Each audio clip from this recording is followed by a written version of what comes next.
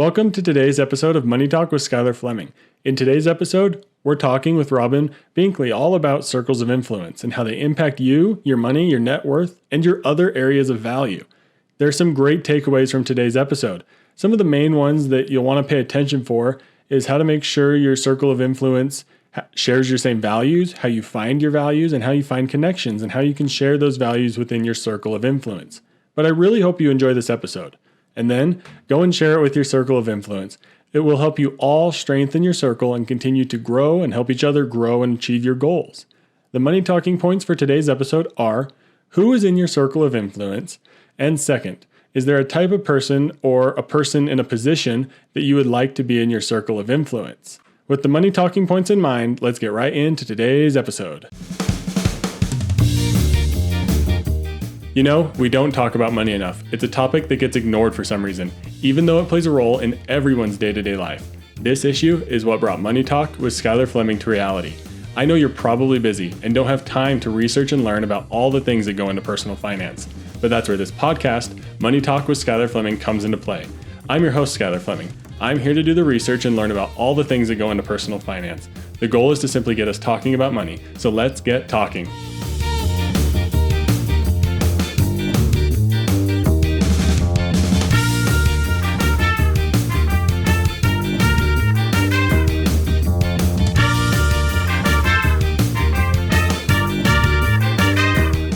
Hello and welcome to today's interview. Today I have Robin Binkley, I believe is how it's pronounced, with me. Yes. Robin, would you go ahead and introduce yourself to everybody?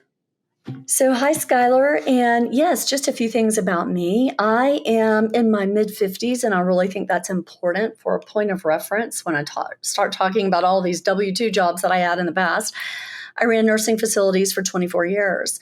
So I had a lengthy W-2 career time and shifted my investment, more than a hobby, into more of a full-time role, has allowed me to be where I am today. And I have a full-fledged real estate investment business, but we are also involved in many other lines of business. Awesome. Thank you for that introduction. Let's just dive right into our conversation today. We're talking about your circle of influence, how it impacts your money, and really like some of the things you can do to increase your net worth in that space.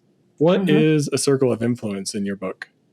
Oh my gosh, Skylar, the circle of influence, it's directly the folks that you spend the most time with. You will begin to act, speak, and really model those behaviors and those conversations.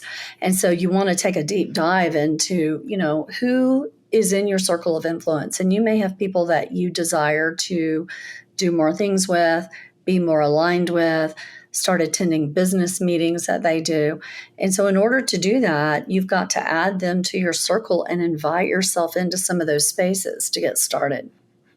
Awesome. So is the saying that you're the sum of the 5 people you spend your time with, is that accurate? Do you begin to develop that? Yes, sir, it is, and so you've got to, like, as our real estate business and investing opportunities increased, we had to put ourselves in those spaces and find mentors that could help coach us in the different areas that fall within that. Awesome. That's good to hear. I've heard recently there's been some articles going around about how most jobs don't even come from a job posting. They come from someone in your network. So I think that's something, just another thing to keep in consideration as we're having this conversation about networking and your circle of influence. Is a lot of what you're going to be able to accomplish and opportunities you're afforded are going to come from that circle. But it can definitely impact your money. What are some ways that maybe those 5 closest people or your circle of influence could impact your finances? Okay. So, just as a matter of principle, when you're around individuals in different types of opportunities, whether that's masterminds, conferences, you're just going out to dinner, you're doing, Zoom calls with folks, you really begin talking about not just business, but personal, like what drives you, what drives them, what are your motivators, what are your, goals for life. And so it's real important when you're aligning yourself with folks, the 5 closest people in your life, that you share some of the same intrinsic values. And if you really don't, then, You have to really take a look at who's influencing your life. But opportunities, when you're in different entrepreneurial groups and you are learning how to run, operate businesses, or you're syndicating something with someone else from within that group, because those are going to be the types of conversations that come up: capital raising, macroeconomics. You begin speaking the language, understanding what's been said. Deals are going to come your way, and you're going to have opportunities that arise. You're going to need to know how to really analyze that. Is that something that you can get involved in? Yeah. So you gotta keep in touch with goals that are like yours. I like that, because do you think it's going to be valuable for someone if they want to get out of debt and all their friends are just spending like crazy? Skylar, absolutely. I mean, I am currently working on a digital product that's going to be launched here in the next couple of weeks that really kind of addresses that very thing. I've got adult kids, and I'm, like I said, in my mid 50s. Goals are important. I don't care where in life you start, but the earlier you start, the better you are able to collapse time frames and propel the trajectory of reaching those goals. And goals are not always financial. They're personal, they're spiritual, they're business related, health and wellness. I mean, it's a myriad of things that make up your ability to be successful. Awesome. And you got to have people around that share that input and share that, like, values, like you said. What's a good way, or how do you build a good circle of influence? So, a lot of times when you're just really getting started, because this is important too, as you begin to evolve and move into different spaces, you have to kind of look at, who would you say who are your friends? Who are your mentors in business? Who are your spiritual mentors in your life? And if you don't have any and you've just got friends that you've been hanging out with, what really do y'all share some of the same values and financial and personal goals that you want to achieve in life? I mean, if you've never really sat down and done that completely, that's okay. You still have a sense of, these are just my friends from college, but these are my friends who, are kind of moving in the same direction I am.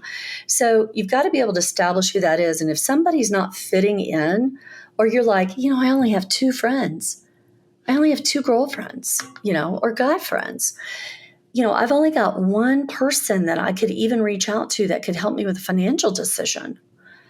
You've got to change and add something to yourself. So get out, first of all, Google entrepreneurial groups, whatever your passion is, if it's real estate, if it's fly fishing, whatever that is, look at some of these clubs and organizations that are out there. And also reading, educating yourself in that space. And that doesn't just mean online. That means, actually articles and or books, and then begin joining some mastermind groups. It's free to look and Google what groups are about. There are some costs associated with getting in the room with some of these. And so you've got to be able to look at your financial situation too. Yeah, I definitely think in terms of getting in the room with those groups, like you said, there's certainly going to be some sort of free group out there that you can get started with. I'm sure of that. Yeah. Like, I think in terms of, I like to be involved locally, like on a city level and things like that with that sort of stuff. And there's a lot of great groups that are already doing some of the work. So you just got to figure out where they're at and then dive in with them, because it's really hard if you want to do everything by yourself and build it all up from scratch. I don't think that's going to be quite possible. No, you're not going to be able to collapse timeframes. And Skylar, one thing that I found that along the way, as I started out and got involved in certain groups and certain circles, as my education grew and my understanding grew, so did my circle, and I found myself getting involved in different styles of influence circles. And that is okay too. You need that. Yeah, there's all sorts of things you can be doing, whether it's big conferences or if it's maybe small group things where you're just discussing and bouncing ideas off of each other. There's a lot of, I would say there's a lot of different sizes of circles to keep the connection going there. But your network, like I said in the beginning, there's a lot of jobs that aren't even being like posted online, and people are getting those jobs because of their network. But there's other ways that your network impacts you. But what are some ways that it can impact your net worth and how much money you have? Well, I can tell you, who you're hanging out with, whether that's in person or virtually, whatever that is, it shapes your thinking. It shapes your objectives and your goals. And so, you've got to be speaking the same language as others do. But, as you are, um, aligning yourself, you're going to be so, it used to be, if you were making six figures, you were doing really well and you wanted to hang out with millionaires. We got to be speaking the same language in all areas as the millionaires. But right now, the millionaires are hanging out with billionaires. And so at some point you get to this space where you decide enough money is enough. How are you giving back and leaving legacy? And so your circle of influence definitely changes your net worth, but your net worth is not all financial. It's about the handprint that you're really leaving in life. And at the end of the day, what's happening between, we've all talked about the dash. You're born and you die. What are you doing with the middle? You know? So you can be incredibly wealthy, very successful, but wealth is many things. Right now, without my health, I wouldn't be able to do the things that drive me and allow me to leave the legacy I'm leaving. Yeah. Do you think it's important then, like you said, once you get to a certain point, your net worth is what it is and you're going to be okay? Is there a certain point that you think it's really most valuable to kind of return that influence and join other people's circles and like really give back, like you said? What do you think? How do we do Tyler, that? I think you need to be doing that from the beginning. The more you find yourself giving and offering yourself available to someone else that has a problem they can't solve, you become the most valuable person in the room to that individual. And that opens up so many opportunities for current and active business opportunities and the future. So giving back isn't always making a financial contribution or, running after a cause. It can also be give back to somebody that you're just trying to get connected with. How can you offer help to them? Connect with your friends in your same circle that you're in, and jump in when they've got a problem. Just be willing to help. Offer yourself available. It will be paid back to you in due time. Yeah, I think that's one thing I've had other guests on that share that same idea of give a little bit without that expected return, because it's going to come back to you one way or another, especially if It you absolutely does. It yeah, does. if you truly help someone out, they're gonna be thinking about that when they're in a position to help you back out. They will never forget it, and you'll be the first person they called. You know, always give without an expectation, because with an expectation you're going to be let down. Your expectation's never going to be met.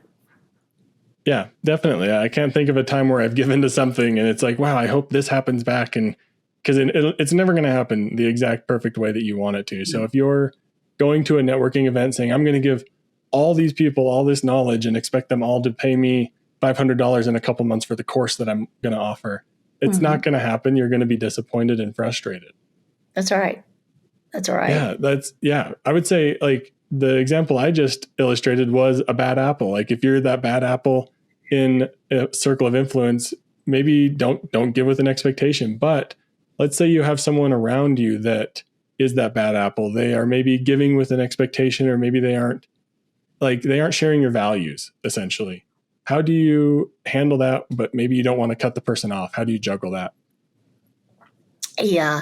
So I think you have to really look at that, because as I've sort of navigated these waters, there are definitely people that I initially had one idea of and how they may have operated in business, and through time have been able to kind of see behind the veil, have a better understanding of how different relationships in this space work. And again, it goes back to your values. One, understand what your values are, and at the end of the day, what you're willing to live with yourself. And if you don't know that, first thing you need to do is spend a little time with yourself and get to know you, because there are so many folks who are out for their personal agenda, not out to help and collaborate with you in this space. And so when you do encounter that individual or individuals, and I promise you will, if you haven't, you've not been around long enough and you've not been in large enough communities, because it's going to happen and you're going to be devastated. Look at it as a learning opportunity, step back, look again at your values. Is this somebody that you can live with yourself, with aligning yourself with, or a particular group that you just need to not be involved with for a while? You have to make some of those tough decisions, but stand behind your decision based on your values. And, those values and core drivers in our life will never steer us wrong if we stay true to them. It's when you use the other individuals who are the bad apples to leverage your own business success, yet you know that behind the veil, they're not really who they present themselves to be. That's when there's a problem in your judgment. Yeah, and you led right into the question I was going to ask, is if we're allowing those people who maybe don't align with our values to stay in our circle of influence, does that begin to change us? And I think that story you started to tell showcases that it can. Oh, it can. It absolutely can, And there are some times when you just don't know what you don't know. But as you become aware, again, align it with your value system and how you handle your business and stay true to those things.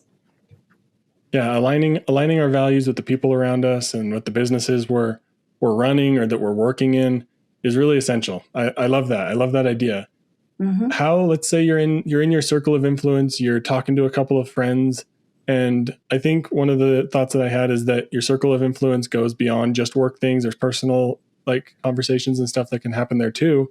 How do you bring up money within your circle of influence, especially if you're not sure where to start? So you have that financial question. How do you ask it and approach that? Well, bringing up money can be, interpreted a lot of different ways. Are we talking about bringing up money like just have a financial discussion, or like money raising capital, or like what's happening in the world today with money? Because it depends on, the group that you're in and like what's the, whatever about the situation. The money. Yeah, definitely. Yeah. So what if it's a hard conversation? Like what if it's something like you found yourself in credit card debt? How do you think maybe is a good way to bring up trickier conversations in your circle of influence? Okay. Well, I've been in credit card debt multiple times over in my life in the earlier years. So I have truly lived that and gotten out of it, thankfully. But, your circle of influence, whether you're connecting with somebody one-on-one or it's a small group, mastermind, many of the masterminds are all straight 100% business. But when you spend time with folks frequently, you begin to develop those personal relationships. And so, you've got to be able to talk about some of what's really happening in your life, because oftentimes that's driving some of your decision making in your business and also your behavior. Are you in the moment, or are you always somewhere else because you've got something else to worry about? I mean, we all have other things going on, but we have to be in the moment, allow ourselves to do that. So, I think that if you're not around individuals that you can bring up some of those real pieces, it might be that you don't have all the right people that you need in that circle. The question, if we're talking specifically about I found myself in excessive debt and I don't have any other cash flow, I would probably be talking to one of my mastermind circles that has a bunch of eclectic entrepreneurs. Everyone has found themselves in debt, or they've had an unexpected economic issue, especially in the last 6 to 8 months. So many of us have been affected by jobs, savings, interest rates, going to the grocery store, we're affected. But then I would also, I have really deep roots in my spiritual groups, my Bible study groups, and, that side of my life that I feed. Definitely dive in with them and other business partners, I just think that you gotta figure out what is the question with the money, and what group does that really go with? And then just be bold. Ask a question. Awesome. Yeah, you're going back a couple questions where you're saying make sure your values align. If your group is solely focused on one thing and it doesn't ever potentially even possibly touch those personal things, then it's probably not a good place to bring it up. But if So, you, like you said, that Bible study group, you're in a section of scriptures that's talking about stewardship or something like that, boom, bring it up right there. That's awesome. Like, find those little ins, find those value connections, and go for it. I love that. So make sure, I think that's been a big summary for this whole thing, is make sure your circle of influence really encapsulates your values and that you're all sharing some of those values. Robin, is there anything else you'd like to add to wrap up? Or, of course, where can people reach you?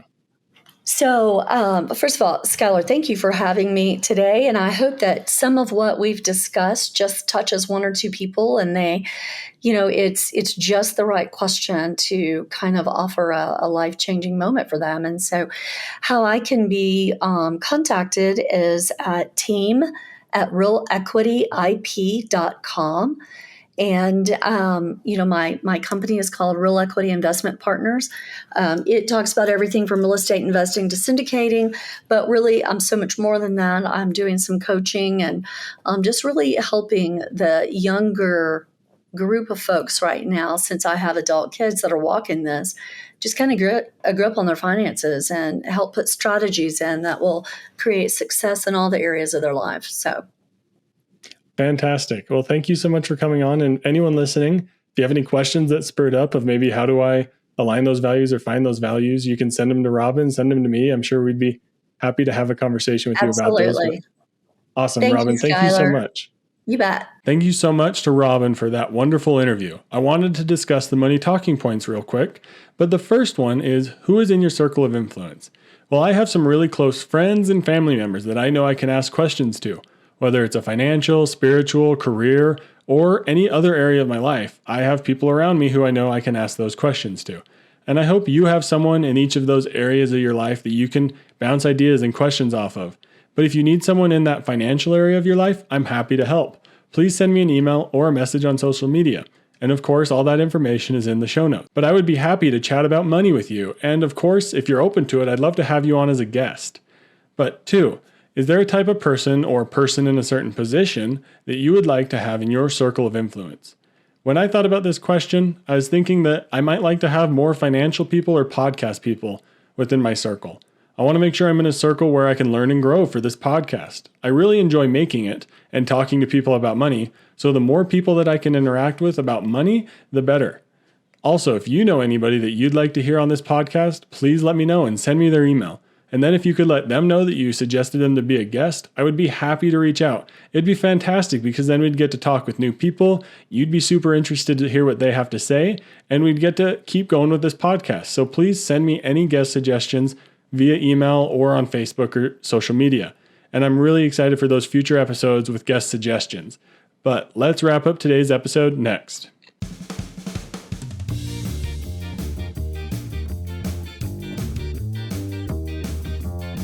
I appreciate Robin for coming on today's episode. That was a great conversation geared around circles of influence.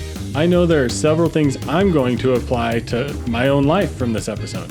And if you're still listening at this point, thank you so much. I've had some fantastic episodes in the past few weeks, and in the weeks coming, there's even greater ones coming out. So be sure to share with your friends, make sure we're all having money talks, and that way we can all do better with money by talking about it more. And I appreciate each one of you for listening and sharing with a friend. This podcast is growing and growing rapidly, and I'm very grateful for that. I'm very grateful for the fantastic guests we've had on and everyone listening. I'm looking to keep growing this podcast, and like I mentioned, it's really with guest suggestions, with feedback, with your comments and suggestions. So if you have any feedback, please send me an email or reach out on my website with any topic suggestions, guest suggestions, episode suggestions, or just feedback about the show. Is there something that I do on the show that maybe you're thinking should be changed slightly? Let me know. I'd be happy to adjust and make changes so that this can be the best Money Talk show for you. But thank you for listening to Money Talk with Skylar Fleming. I'm your host, Skylar Fleming. Have a great week.